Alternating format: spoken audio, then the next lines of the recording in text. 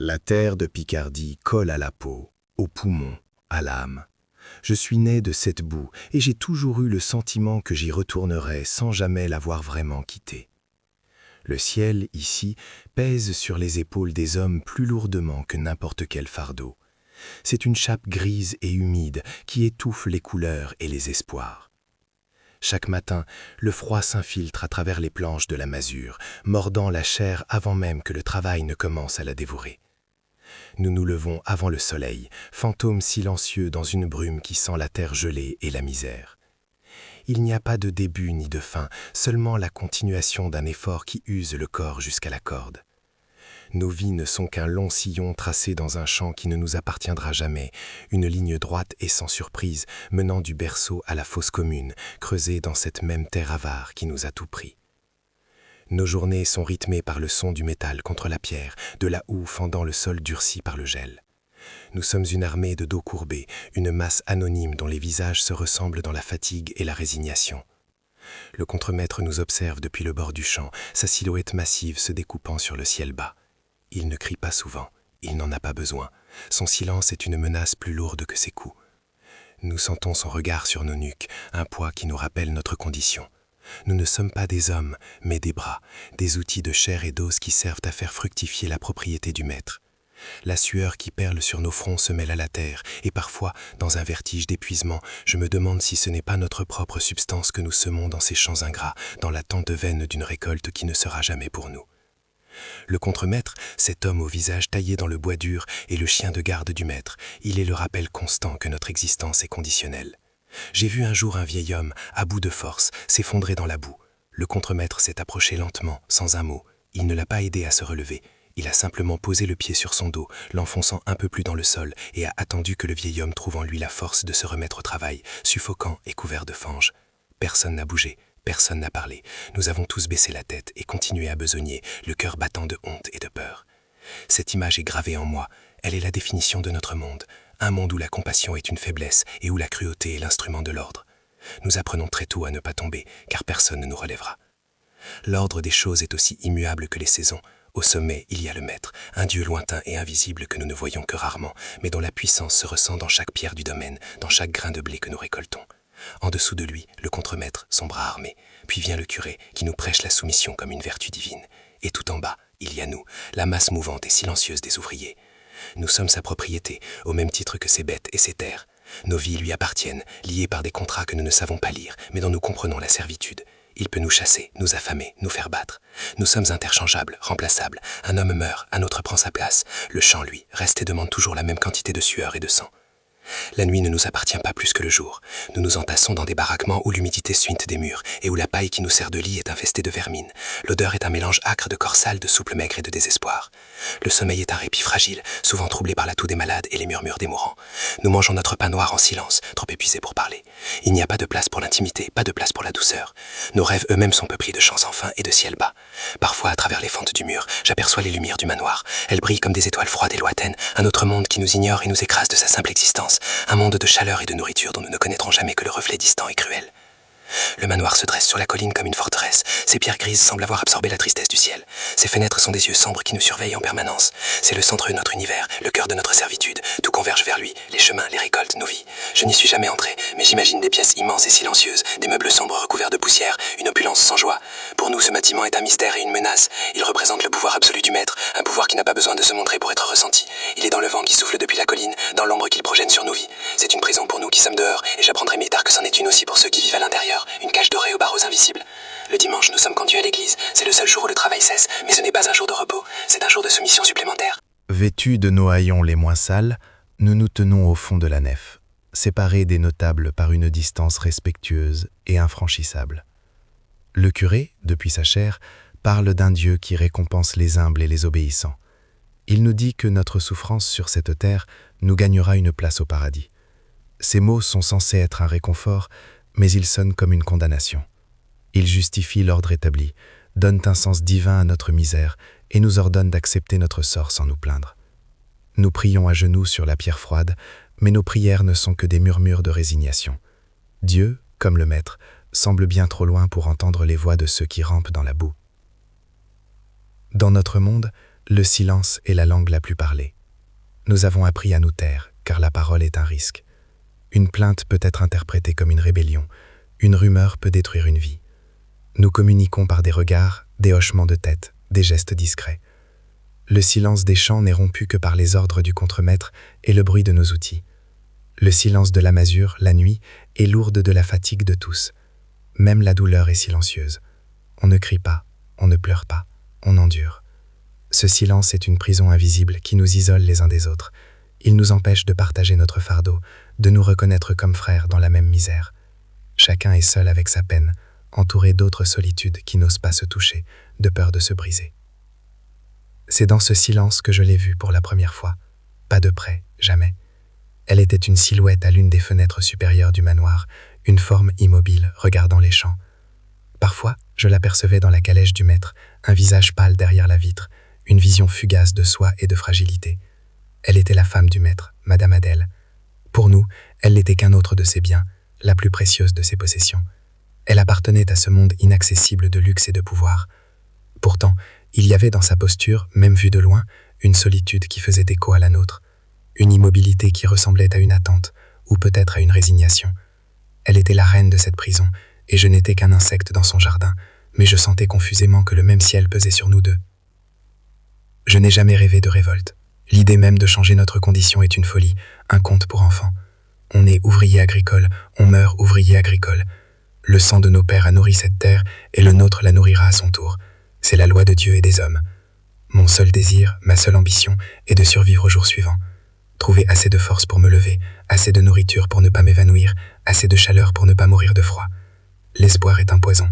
Il rend la réalité encore plus amère. Alors on apprend à ne plus espérer. On apprend à vider son esprit, à devenir une machine, à ne sentir que la douleur physique pour oublier celle de l'âme. On apprend à être invisible, à ne jamais attirer l'attention. C'est la seule stratégie de survie dans un monde où exister est déjà une provocation. Je trouve une sorte de dignité à prendre soin d'elles, à brosser leurs robes, à leur parler à voix basse quand personne ne peut m'entendre.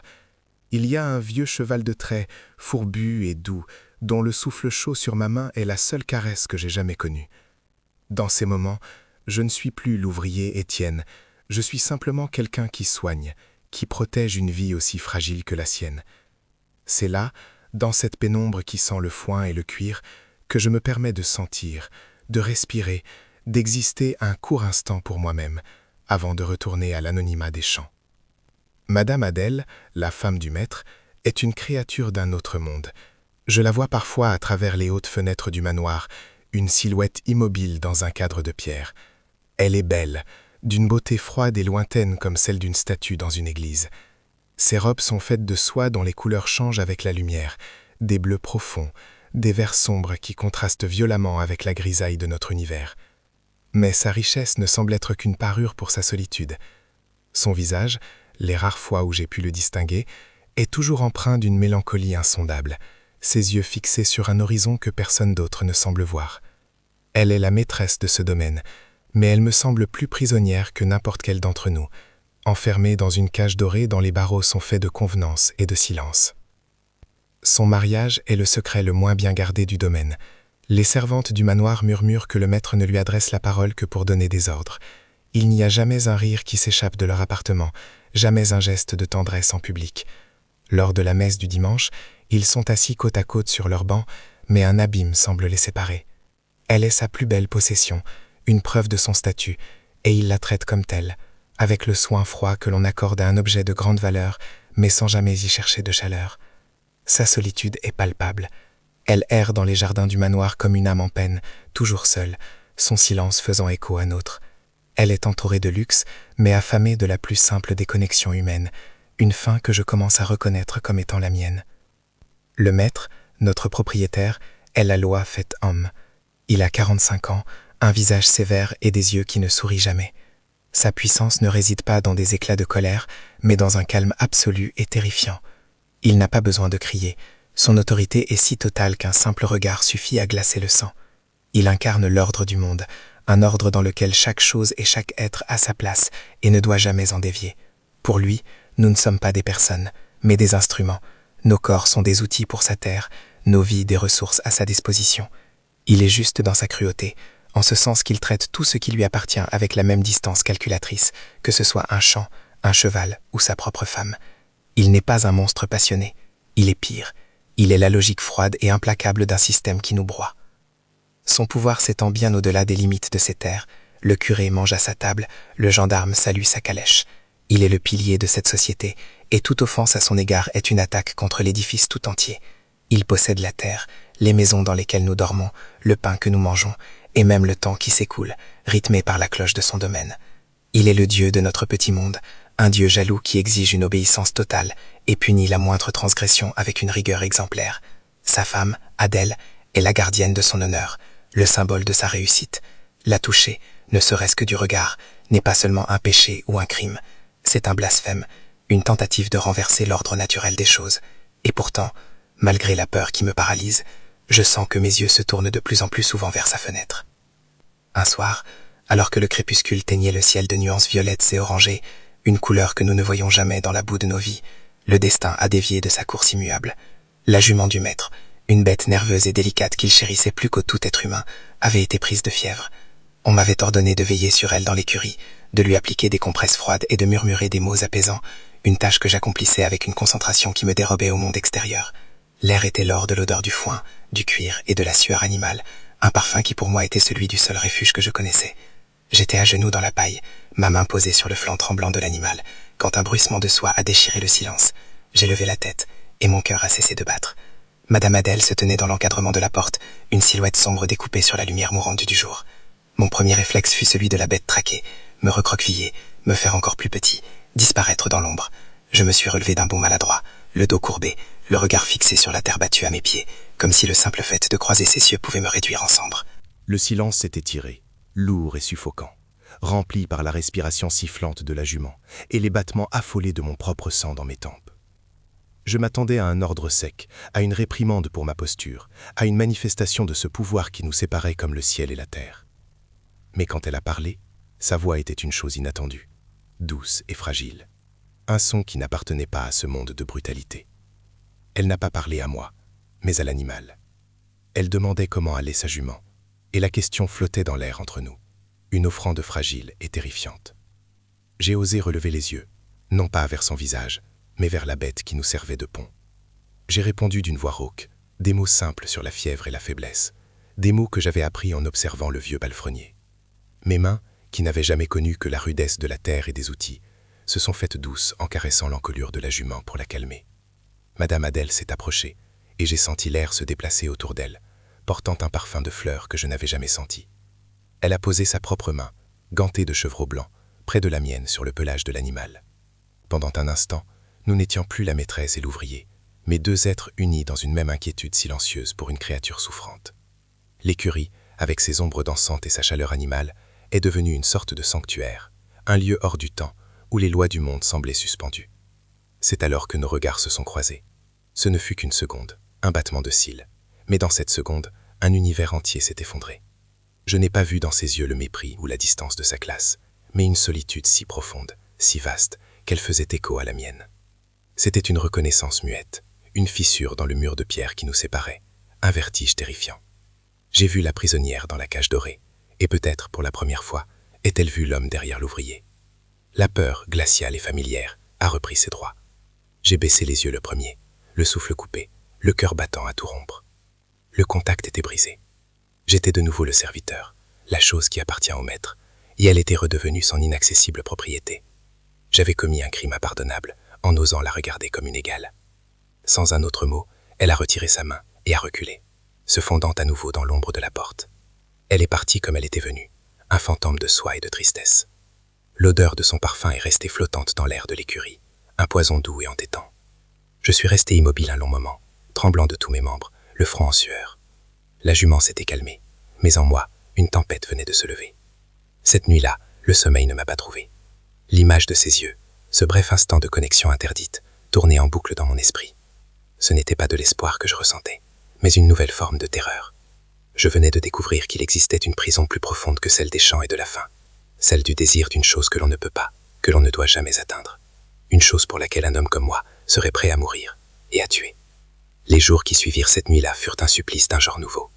Le travail des champs, autrefois simple torture physique, devint une épreuve mentale. Chaque fois que je levais les yeux vers le manoir, ce n'était plus une forteresse de pouvoir que je voyais, mais une cage, et je cherchais instinctivement la fenêtre où sa silhouette s'était tenue. L'écurie, mon ancien havre de paix, était désormais un lieu hanté par son souvenir, par l'écho de sa voix et le fantôme de son parfum. Je redoutais d'y retourner, et en même temps, j'espérais ardemment la revoir, avec la ferveur incessante d'un homme priant pour sa propre damnation.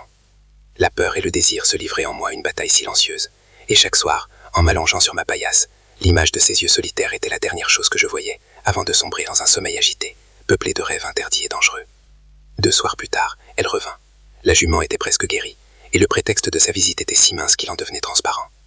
Elle se tenait de nouveau dans l'encadrement de la porte, une lanterne à la main, jetant de longues ombres dansantes qui semblaient nous envelopper et nous isoler du reste du monde. Nous avons parlé de l'animal, de sa force retrouvée, mais nos mots étaient des leurs, des pierres jetées à la surface d'un lac pour en masquer la profondeur. Son regard ne me quittait pas, et je sentais le mien, malgré tous mes efforts pour le river au sol, revenir sans cesse se poser sur son visage pâle. Dans le silence qui s'installait entre nos phrases, il y avait un monde de questions et de confessions muettes, une tension si palpable qu'elle semblait faire vibrer l'air chaud et poussiéreux de l'étable. Ce fut elle qui brisa la digue. Sa voix, à peine plus qu'un murmure, posa une question qui n'avait rien à voir avec les chaux ou le domaine. Elle me demanda mon nom.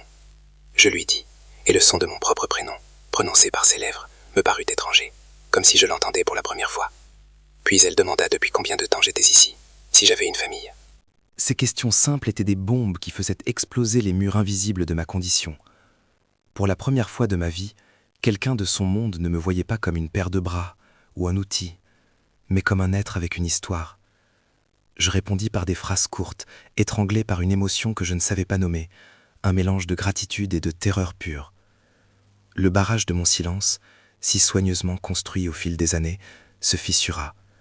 Je lui parlais de mon enfance, non pas pour me plaindre, mais pour répondre à la sincérité de sa question. Je lui dis les bribes de souvenirs que j'avais, la solitude des fermes où j'avais grandi, le sentiment constant d'être un fardeau, un objet que l'on déplace et que l'on utilise jusqu'à ce qu'il se brise. En parlant, je sentais un poids se soulever de ma poitrine, un poison que je portais seul depuis toujours et qui pour la première fois trouvait une issue. Elle écoutait sans m'interrompre, son visage grave et attentif à la lueur de la lanterne. Son silence n'était pas celui du mépris ou de la pitié, mais celui d'une compréhension profonde, d'une âme qui reconnaissait une autre âme blessée. Elle ne me parla pas de sa propre vie, pas avec des mots, mais son regard se perdit un instant vers les lumières du manoir, et dans ce simple mouvement je compris tout. Je vis sa propre solitude, son propre exil au milieu de l'opulence. Sa prison était faite de soie et de pierres taillées, la mienne de boue et de labeur, mais les barreaux étaient de même nature, forgés dans l'indifférence et le mépris des autres. Elle murmura comme pour elle-même que l'air des écuries était plus respirable que celui des salons. Cette simple phrase était une confession, un aveu de sa propre suffocation. Nous étions 2 prisonniers, chacun à un bout de la chaîne, et dans ce refuge improbable, nous venions de trouver un langage commun, celui de la douleur partagée. Nos rencontres devinrent un rituel fragile et terrifiant. Tous les 2 ou 3 jours, à la tombée de la nuit, elle trouvait un prétexte pour descendre aux écuries. Parfois, elle apportait une pomme pour son cheval, d'autres fois, elle prétendait simplement chercher un peu de fraîcheur. Chaque visite était un pari insensé. Le moindre bruit de pas sur le chemin, le moindre aboiement au loin nous faisait sursauter, le cœur battant. Nous parlions à voix basse, nos corps jamais trop proches, séparés par une distance de sécurité que nous n'osions pas franchir. Mais dans cet espace, nos histoires se tissaient l'une à l'autre. Je lui décrivais la vie des champs, et elle me parlait des livres qu'elle lisait en secret, des mondes lointains qui lui offraient la seule évasion possible.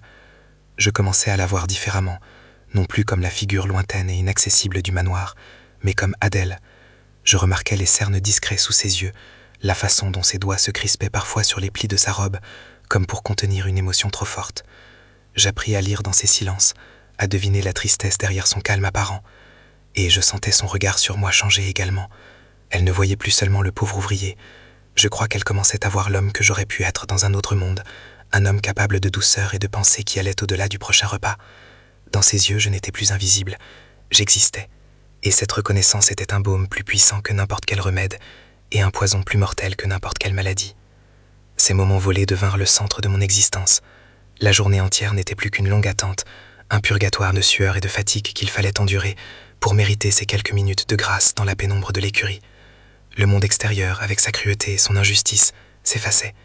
Il n'y avait plus que la lueur de la lanterne, l'odeur du foin et sa présence qui calmait la bête effarouchée en moi. Je devenais dépendant de sa voix, de son regard, de cette connexion qui me donnait l'illusion d'être vivant.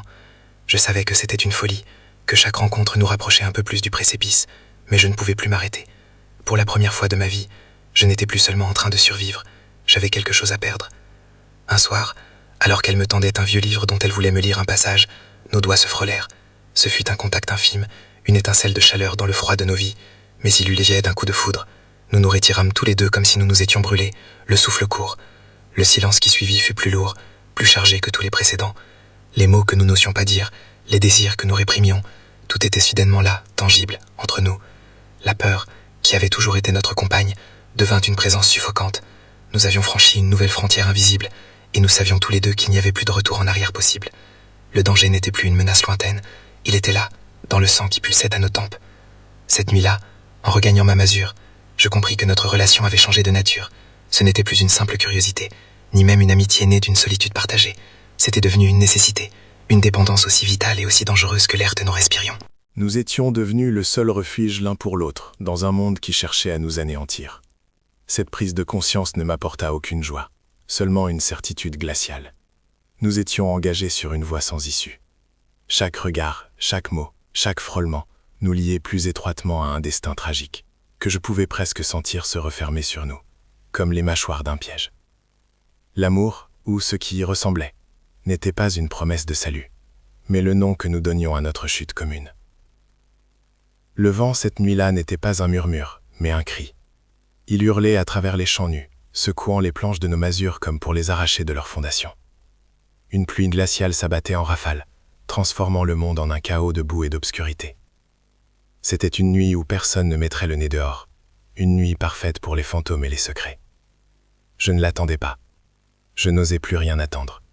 Mais un besoin irrépressible, plus fort que la peur, plus fort que la raison, m'a poussé hors de ma paillasse.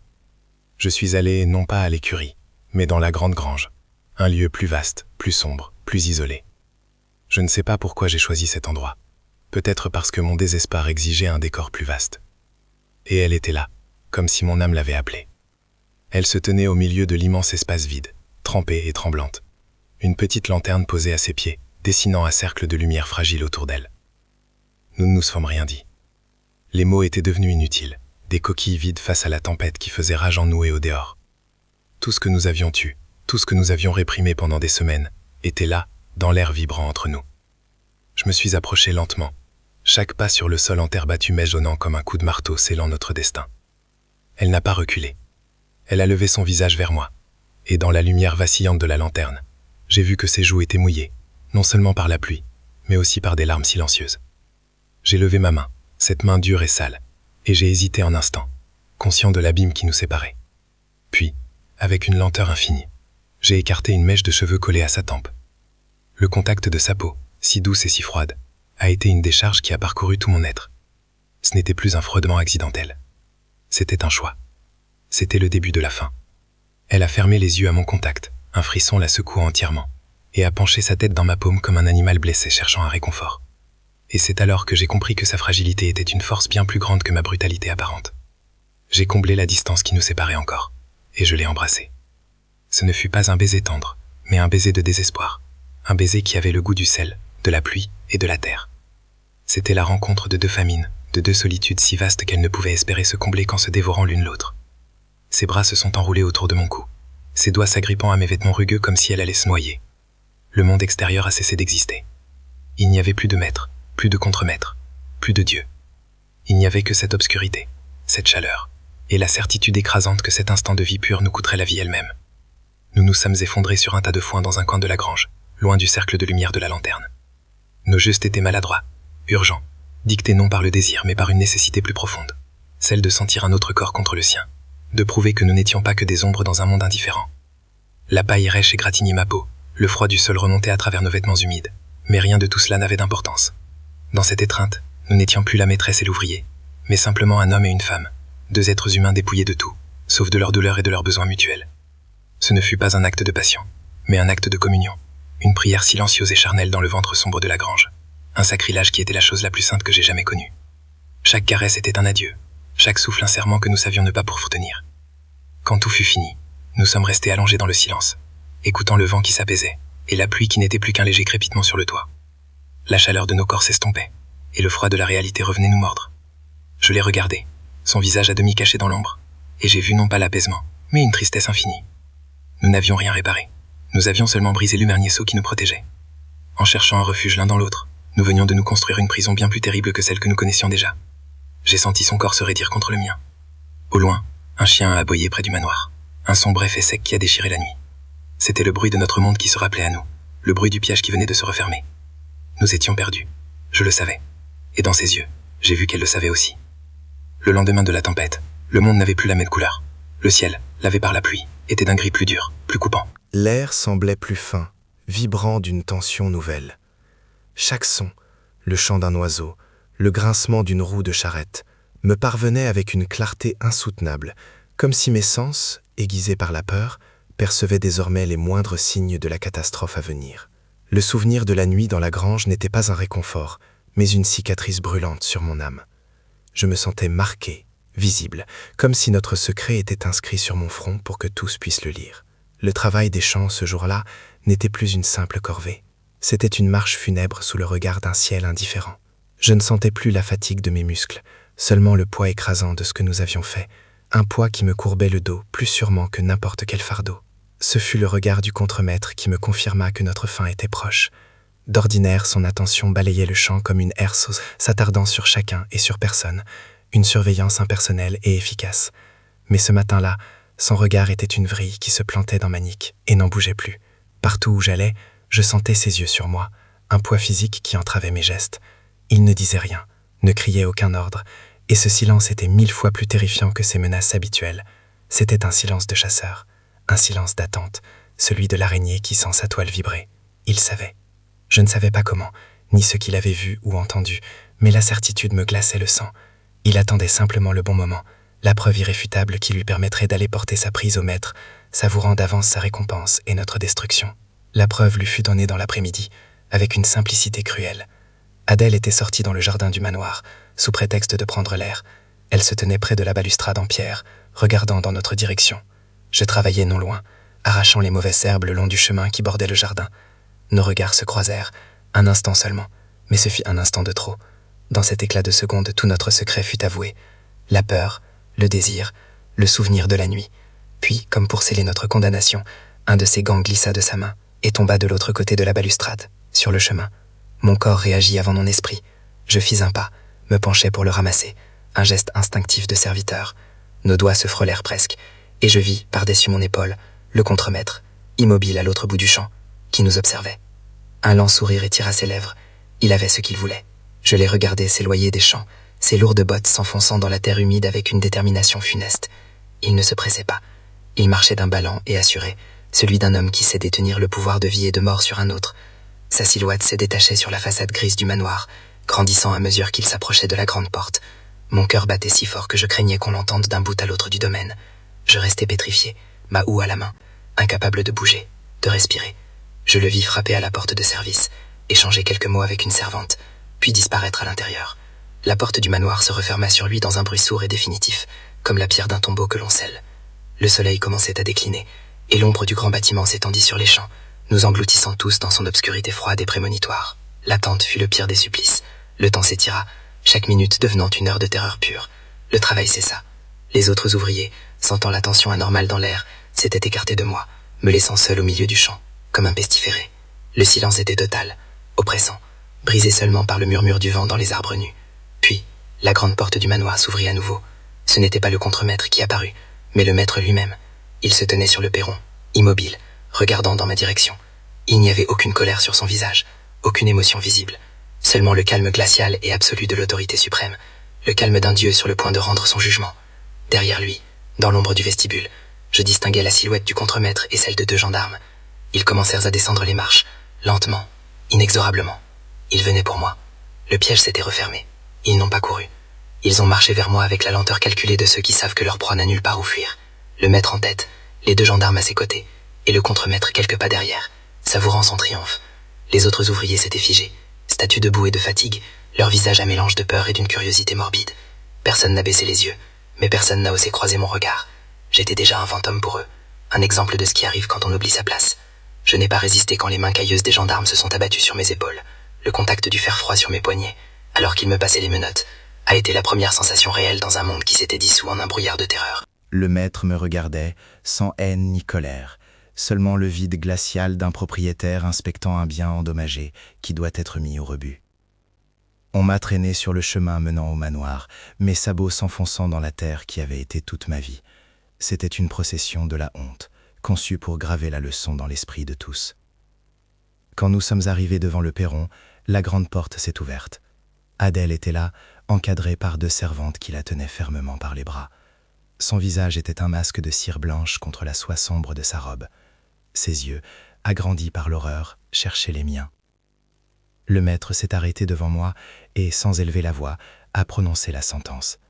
Il ne parlait pas d'amour ou de trahison, il parlait de propriété et de folie. Il a parlé de moi comme d'un animal qui avait souillé sa maison, un voleur qui avait tenté de dérober son bien le plus précieux. Puis, se tournant vers elle, il a parlé de sa maladie, de son esprit faible et dérangé qui l'avait rendu vulnérable à ma bestialité. Un cri s'est échappé des lèvres d'Adèle, un son étranglé, inhumain. Ce n'était pas un son de folie, mais de pure agonie, le bruit du mâme qui se brise. Elle a tenté de se débattre, de parler, mais ses mots se sont perdus en sanglots incohérents. Le maître a fait un signe de tête aux servantes. Sa sensibilité excessive, sa nature fragile, a-t-il expliqué aux gendarmes avec une fausse compassion, l'ont conduite à des fantasmes malsains. Un médecin de la ville était déjà mandé pour confirmer son état et recommander un séjour dans une maison de repos, loin d'ici, où elle pourrait retrouver son équilibre. C'était une exécution parfaite, menée avec une précision chirurgicale. Il ne la punissait pas, il la soignait. Il ne me tuait pas, il rétablissait l'ordre. Et personne ne pouvait contester la parole d'un mari inquiet pour la santé mentale de sa femme. Je la voyais se dissoudre sous mes yeux, son identité, sa volonté, sa vérité, anéantie par un diagnostic qui servait de sentence. Les gendarmes m'ont tiré en arrière, me forçant à me détourner d'elle. Le dernier regard que nous avons échangé à travers la distance qui nous séparait était une promesse muette que nous ne tiendrions jamais, un adieu à un monde qui n'avait jamais existé que dans l'ombre d'une écurie.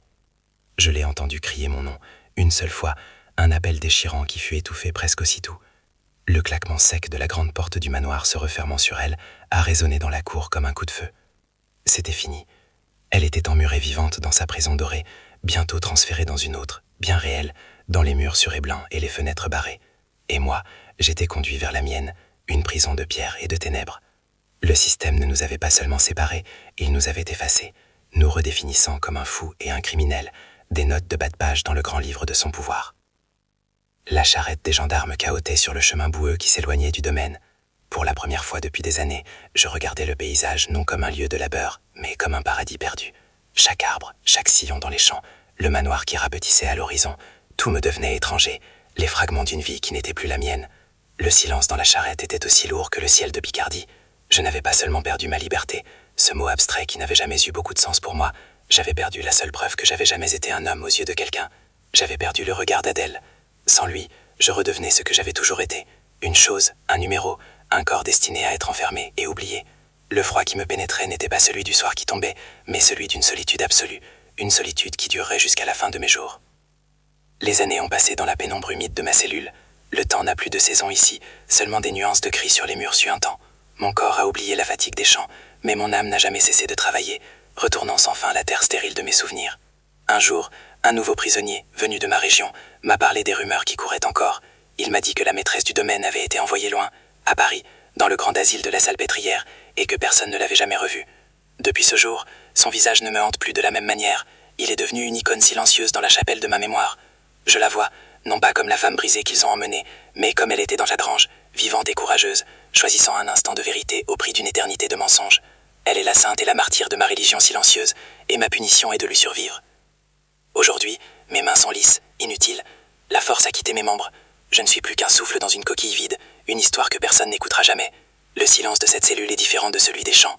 Là-bas, le silence était plein de vie contenue, de promesses de récolte et de menaces de tempête. Ici, il n'est que l'écho du néant. Mon histoire n'est pas la mienne. C'est celle de la terre qui boit le sang des humbles et étouffe les murmures d'amour sous le poids de la pierre et de l'ordre. C'est l'histoire de tous ceux dont les noms ont été effacés, dont les désirs ont été qualifiés de crimes ou de folie. Écoutez bien le vent qui souffle sur les plaines de Picardie. Il est chargé de murmures, comme le mien, des récits qui attendent simplement une oreille pour ne pas mourir tout à fait.